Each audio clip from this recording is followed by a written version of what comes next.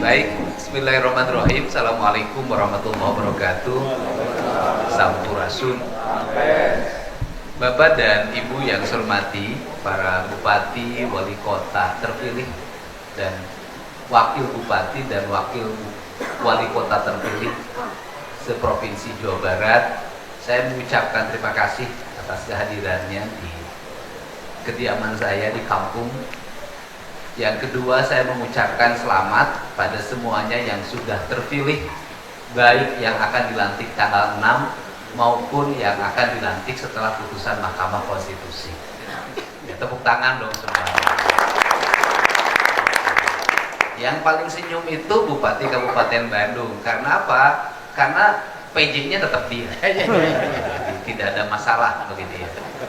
Dan yang paling hebat itu Bupati Kabupaten Bandung itu bisa merubah mindset dari ketertinggalan menjadi yang terdepan. Sama dengan Pare, di luar dugaan. Nah, tetapi pada kesempatan sore hari ini saya mohon maaf kalau berbagai fasilitasnya kurang memadai, dan saya juga menyampaikan rasa prihatin PR kita bersama buat Pak Wali Kota Bandung karena banjirnya viral. Ya bukan salahnya Pak Wali, tapi memang itu tugasnya Pak Wali. Parahan datang, banjir hilang. Tangan dong. Nah, yang kedua saya menegaskan hari ini posisi kita adalah posisi kepala daerah dan wakil kepala daerah. Keterikatan kita itu cuma satu, pada visi dan misi yang kita kampanyekan kepada masyarakat, dan itu harus terwujud. Saya tidak akan membedakan Bapak dan Ibu setelah tanggal 6 nanti berasal dari partai mana. Bagi saya tidak penting. Yang terpenting adalah bahwa keberhasilan Jawa Barat istimewa itu sangat tergantung kepemimpinan para bupati dan wali kota yang masing-masing punya visi, punya misi, dan punya tagline-nya masing-masing. Tapi seluruh visi, misi, dan tagline itu, mau misi apapun, mau visi apapun, tetap saja yang dirindukan oleh masyarakat dan yang akan menjadi prioritas pembangunannya pasti satu, infrastruktur, yaitu jalan yang halus, air yang mengalir dengan baik, drainase yang terawat, trotoar yang bersih, taman-taman yang indah, jaringan irigasi yang mengalir, bangunan sekolah yang kokoh, layanan rumah sakit yang baik, layanan puskesmas yang baik, berbagai pelayanan perizinan yang cepat, kemudian stimulus pada masyarakat yang berkesinambungan, itu semuanya. Itu kan istilah saja. Nah, dari seluruh rangkaian itu, maka mungkin saya paham betul bahwa pertama, kita tidak mesti menjelekkan pemimpin sebelum kita, walaupun menjadi lawan politik kita kemarin. Tetapi kita berkewajiban mengkoreksi seluruh kebijakan-kebijakan pembangunan, kebijakan fiskal atau kebijakan anggaran untuk diarahkan pada percepatan pertumbuhan ekonomi, percepatan pertumbuhan kesejahteraan sosial, percepatan pertumbuhan pendidikan, kualitas pekerjaan, ketersediaan lapangan kerja. Itu yang jadi fokus utama. Kalau dikoreksi pasti nyenggol. Tapi kalau nyenggol, yang kita koreksi adalah kebijakan, bukan orang. Orang boleh berganti, tapi kebijakan harus berubah. Nah, ini yang pertama. Untuk itu, ada konsepsi yang akan dirubah di Provinsi Jawa Barat. Konsepsinya adalah konsepsi Provinsi Jawa Barat yang biasanya jadi menara gading, hidup dalam pengelolaan uang yang triliunan, kadang mengalami kebingungan uangnya didistribusikan kemana, karena waktu menyusun anggarannya terbatas, kemudian juga aspek politik yang sering mendominasi, yang pada akhirnya melahirkan ketidakadilan distribusi pembiayaan antar daerah, antar organisasi, antar lembaga, sehingga seringkali menggunakan pendekatan-pendekatan politik untuk mendapatkan alokasi pembiayaan. Maka seluruh rangkaian itu akan saya hapus. Tidak ada pendekatan politik terhadap alokasi finansial, alokasi kebijakan. Yang ada adalah pendekatan kebutuhan pembangunan pada sebuah wilayah. Maka pendekatannya adalah satu, berapa jumlah penduduk pada sebuah wilayah. Dua, berapa ruas wilayah. Tiga, aspek mana saja yang menjadi kebutuhan dasar pembangunan yang belum terpenuhi. Maka tiga variabel ini yang akan jadi landasan. Maka nanti kami penghitungan dana bantuan untuk desa misalnya tidak ada lagi dibikin 100 juta rata. Semuanya akan dipertimbangkan, diindekkan berapa jumlah penduduk di desa itu. Begitu juga terhadap kabupaten kota. Sehingga saya tidak mau lagi terulang ada satu kabupaten nol alokasi, ada satu kabupaten yang langganan 400 miliar, 700 miliar, 400 miliar, 700 miliar. Dan itu pun rasio itu pun akan kita gunakan pada bantuan andai kata masih dibutuhkan, itu bantuan hibah organisasi kemasyarakatan, hibah organisasi keagamaan, hibah lembaga pendidikan, semuanya harus didasarkan pada indeks manusia yang ada di dalamnya. Kalau tidak, nanti terjadi kekacauan. Kekacauannya adalah siapa yang punya kuasa, siapa yang punya lobby, maka dia dapat banyak, saya nggak bisa. Nah, ini yang akan menjadi dasar pertimbangannya. Karena ini menjadi dasar pertimbangannya, maka kita harus bersyukur di Jawa Barat ini punya PJ Gubernur yang lurusnya luar biasa. Tidak punya orientasi politik, tidak cawe-cawe keuangan, orangnya sederhana, dan betul-betul mengantarkan. Pada saat saya tidak membentuk tim transisi, karena saya tidak mau lagi melibatkan politik dalam birokrasi, maka PJ Gubernur menunjuk 10 orang eselon 3 untuk mendampingi saya membicarakan keuangan pemerintah provinsi. Maka kita mulai dari misalnya bagi hasil pajak kendaraan bermotor. Kebijakannya adalah bahwa uang pajak kendaraan bermotor harus 100% untuk pembangunan infrastruktur jalan. Gak boleh digeser-geser.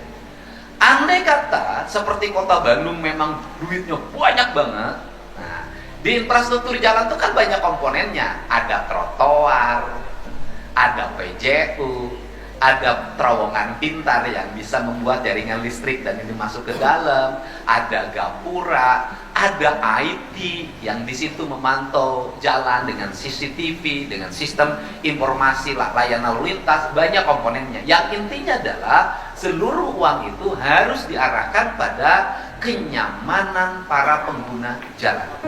Nah, kalau tahun ini kepercayaan publik meningkat, hari ini asumsinya yang tidak bayar itu 40%, maka setelah tanggal 6 kami akan mengumumkan sistem yang akan dibuat, di mana nanti mobil bodong yang nunggak pajak nggak bisa lewat lagi di jalan provinsi, nggak bisa lagi lewat di jalan kabupaten. Itu akan terjadi, nanti kami punya sistem. Nah, untuk apa? Untuk membangun rasa keadilan. Bagaimana? Jangan sampai orang pakai mobil mewah, pakai motor besar, tapi tidak bayar pajak, tapi menikmati fasilitas jalan dalam setiap hari.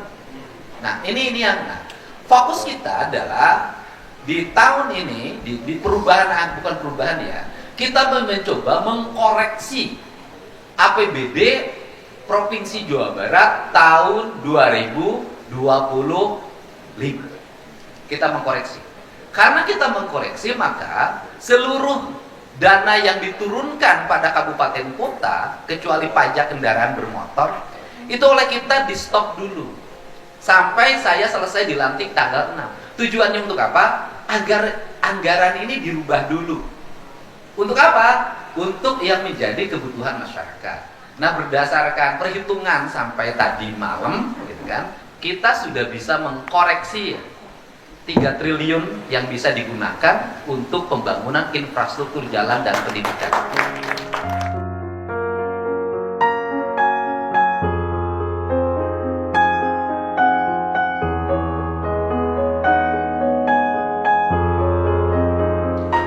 Barangkali angka 3 triliun bagi Kabupaten Bogor nggak ada artinya, bagi Kabupaten Bandung nggak ada artinya, tapi bagi Kota Sukabumi, Pak, 3 triliun itu bermakna. Dan saya udah ngomong tadi, Pak Bupati Kabupaten Bandung, Bandung kan 7 triliun anggaran. Tidak perlu provinsi untuk Kabupaten Bandung. Untuk yang lain aja daerah-daerah yang minus. Terima kasih. Pak Wali Kota Farhan juga sudah begitu. Kota Bandung sudah banyak. Udah nggak usah buat kota Bandung. Buat kota yang terpencil saja. Saya sudah terima kasih atas ke apa namanya, kelegoannya. Tepuk tangan buat Pak Farhan, Pak Dadang Supriyanto. Nah, kemudian fokusnya apa? Nah, kan gitu loh. Pertama ya, yang PKB-nya masih merasa kok yang saya kecil, kok yang saya perasaan motor saya sekian, mobil saya sekian, toh kok dapatnya segini? Ya silakan aja komunikasikan dengan Kepala Badan Pendapatan Daerah, koreksi. Kemudian kalau kurang biasanya protes. Tapi nuhang mau mobil saeutik tapi menang lomba eta mah mal protes. Nah, fokusnya apa? Fokus kita adalah memfokuskan satu, menyelesaikan jalan provinsi. Total kebutuhan jalan provinsi 4,7 triliun. Saya sih ambisinya pengen tahun ini selesai 4,7 triliun. Tetapi berdasarkan pertimbangan dari Kepala Pekerjaan Umum, Kepala Dinas, pertimbangan teknisnya adalah masih ada wilayah yang zero kelengkapan. Artinya AMP-nya belum tersedia, matching plan-nya belum tersedia.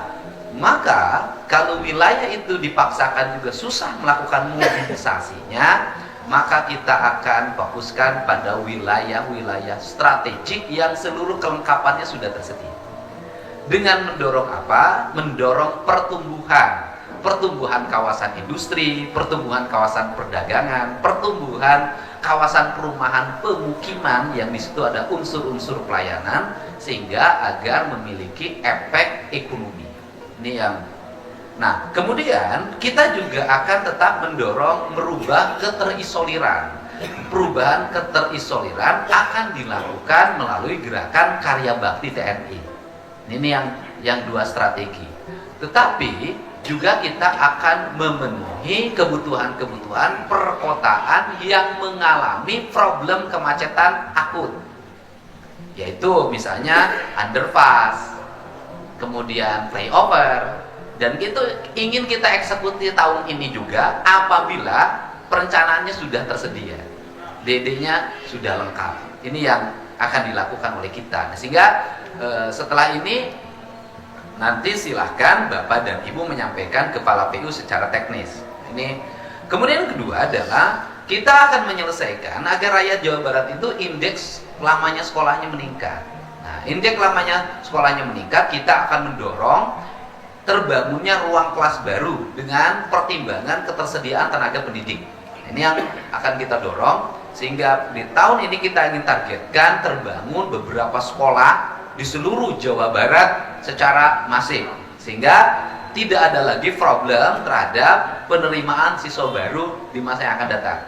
Pertimbangan teknis yang harus dilakukan adalah ini mohon disampaikan nanti ke Kepala Dinas Pendidikan agar di sebelum bulan suci Ramadan atau nanti dimulai minggu depan setelah saya dilantik, setiap orang siswa, setiap kepala sekolah, setiap guru dan setiap siswa segera membuat daftar isian kemana dia sekolah.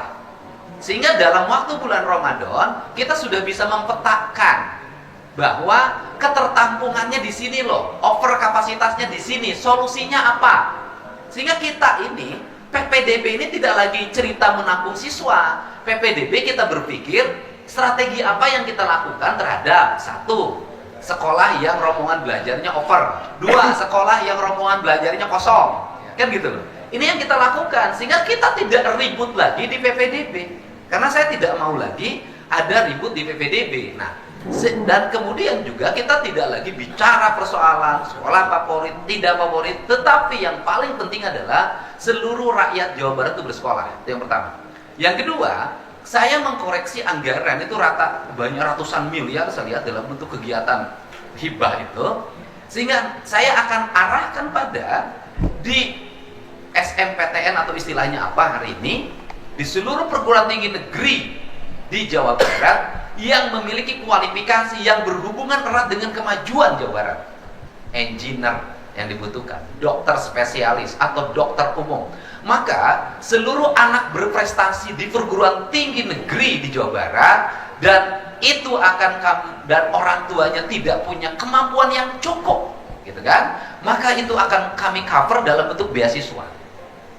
Ini untuk beasiswa, untuk apa? Untuk mendorong pertumbuhan di Jawa Barat. Kenapa pertumbuhan di Jawa mengalami pelambatan? Kenapa orang berdemonstrasi tidak diterima di perusahaan? Kenapa perusahaan yang tumbuh di kawasan-kawasan industri bukan orang Jawa Barat? Problemnya cuma satu, kelas menengah di industrinya nggak ada.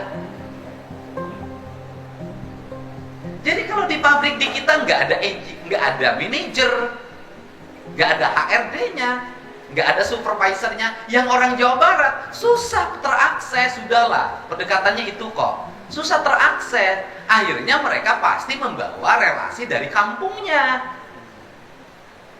Jadi demo berjilid-jilid juga nggak akan menyelesaikan masalah. Masalahnya adalah gimana caranya ke depan itu bahwa kelas menengah di industri itu diisi oleh orang Jawa Barat. Caranya adalah ITB-nya adalah ITB. Jadi ITB-nya ITB. Kalau ITB-nya ITB, maka orang Jawa Barat akan menguasai kelas menengah industri di Jawa Barat dan Indonesia. Tapi kalau ITB yang mau kabagian kan ngerti kan bahasa kebudayaannya. Nah, ini bukan berarti kita ngomongin wilayah, bukan. Ini kan sebagai orang Jawa Barat kita punya keinginan rakyatnya maju. Nah, untuk itu di beberapa kawasan industri, bupati, wali kota dan kepala dinas pendidikannya, misalnya Subang yang akan mengalami pertumbuhan, Majalengka, Karawang sudah mengalami pertumbuhan, Bekasi, Purwakarta sebagian. Nah, hari ini segera mendata pertumbuhan kawasan industri dan 20 tahun ke depan atau 25 tahun, minimal 10 tahun ke depan, berapa kebutuhan lapangan kerja, angkatan kerjanya, spesifikasinya apa. Untuk itu, nanti kalau sudah nanti tertata, maka kita akan merumuskan sekolah-sekolah itu berdasarkan kejuruan dan spesifikasi yang dibutuhkan. Sehingga saya secara radikal berani merubah. Merubah apa? Kurikulum sekolah kejuruannya dirubah. 1 tahun belajar akademik, 2 tahun langsung praktek di lapangan. Sehingga ketika lulus itu sudah direbut oleh kawan pasar kerja. Ini cara untuk kita menang dalam kompetisi.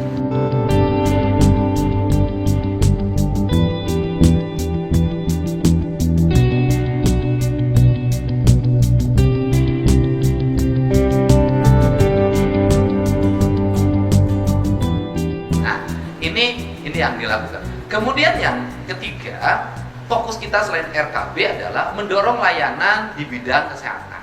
Dengan apa? Memperkuat rumah sakit daerah, memperkuat puskesmas, rawat inap. Perkuatan rumah sakit daerah adalah nanti nggak ada lagi bantuan provinsi, alat segala macam ke rumah sakit daerah. Yang ada adalah rumah sakit daerah dikembangkan berdasarkan spesifikasi kebutuhan. Misalnya ada satu wilayah, makanya kan wilayahnya nanti kan kantor gubernur, saya sebutin nih kantor gubernur, saya nyebutin wilayah-wilayahnya, dan itu nanti menjadi pembangunan berkewilayahan yang menjadi ekosistem ekonomi, ekosistem kesehatan, ekosistem pertanian, ekosistem pendidikan, semua jadi satu ekosistem, jadi hidup. Nah, bagaimana? Di ekosistem itu misalnya, saya mulai dari Kulon. Jadi Kulon itu kantor gubernurnya namanya adalah Kantor Gubernur Wilayah Sunda, Kulon, dan Betawi. Ya kan? Terdiri dari Depok, Kota Bekasi, Kota Bogor, Kabupaten Bogor, Sukabumi, Kota Sukabumi, dan Cianjur. Kemudian geser kantor Gubernur Wilayah Priangan, Sunda Priangan, Kabupaten Bandung Barat, Kabupaten Bandung, Kota Cimahi, Kota Bandung, Kabupaten Sumedang. Geser lagi ke ya kan, kantor Gubernur Wilayah Sunda Wetan. Sunda Wetan berarti Cirebon, Kota Cirebon, Indramayu, Majalengka. Ya, sama Kuningan ya, Jayu Majakuning, Kuningan.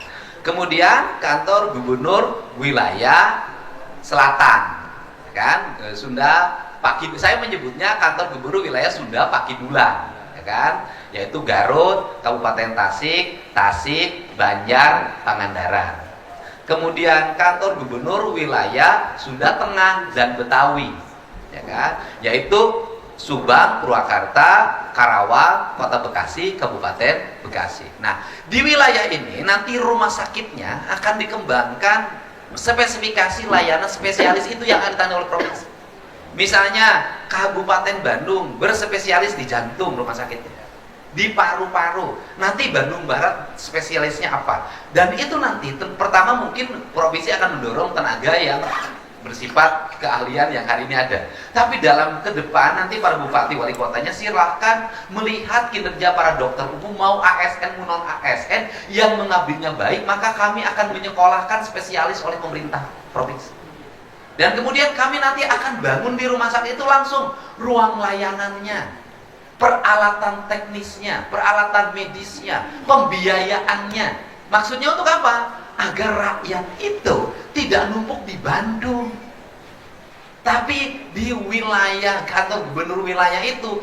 Orang Sumedang sakit ke paru-paru misalnya ke Kabupaten Bandung, orang Kabupaten Bandung nanti mau operasi kanker itu ke Kota Bandung. Sama setiap daerah begitu, spesialisasi itu ada di setiap wilayah. Sehingga kita tumbuh untuk apa? Itu menumbuhkan efek ekonomi berbasis keadilan, agar uang itu tidak beredar menumpuk pada satu kota besar yang seluruh layanannya ada, nanti pajaknya numpuk di situ. Saya ingin dorong semuanya daerah. Ini yang ekosistem itu yang dilakukan. Nah, kemudian setelah yang bidang kesehatan, maka kita akan dorong juga akselerasi antara ketahanan pangan dan kelestarian lingkungan. Nah, ketahanan pangan itu kan modal dasarnya adalah air. Air itu ada yang dari mulai danau, situ, embung, itu bahasa Sundanya. Nah, itu akan menjadi fokus kita untuk mengembalikan kembali fungsi-fungsi. Nah, fungsi-fungsi danau itu, situ-situ itu hari ini sudah banyak yang berubah menjadi milik perorangan. Nah, kalau seperti ini ya kita tegas aja, pakai pendekatan hukum. Pendekatan hukumnya bagaimana? Loh, laut dikapling, kejar siapa yang mengkapling lautnya, siapa yang mengeluarkan sertifikatnya. Tanah itu dulunya adalah danau, tanah itu dulunya sungai, tanah itu dulunya adalah sumber air milik negara, dikuasai negara, tiba-tiba hari ini udah berubah jadi giring, jadi sertifikat, pidanakan. Untuk apa? Agar mereka melepas. Setelah melepas, dikembalikan fungsinya, Pak. Karena tugas saya hari ini adalah, tugas seluruhnya adalah mengembalikan fungsi-fungsi alam Jawa Barat.